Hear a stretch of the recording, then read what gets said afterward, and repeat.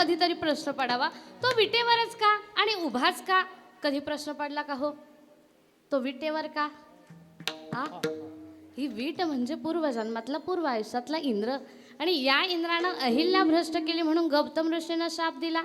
तुला भग पडतील, पण या शापातून पुन्हा उशाप पाहिजे, म्हणून मग उशाप देण्याकरता पुन्हा गौतम ऋषींना शरण गेला आणि गौतम ऋषीनं उशाप दिला. म्हणजे आता तुझा उद्धार एकच मार्गानं, कलियुगामध्ये तू चंद्रभागे ती वीट होणं पडशील.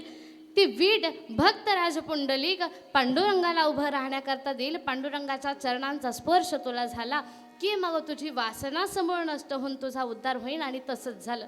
या कलियुगामध्ये भक्त राजपुंडलिकानं ती वीट पांडुरंग परमात्म्याला उभं राहण्याकरता दिली, आणि भक्त राजपुंडलिकानं उभं राहण्याकरता दिली, आणि तो जगाचा मालक त्या विटेवर उभा राहिला. कधीतरी प्रश्न पडावा, त्यानं खाली का बसू नये? एवढी 28 युग झाली, तो बसला नाही, तो उभाच का?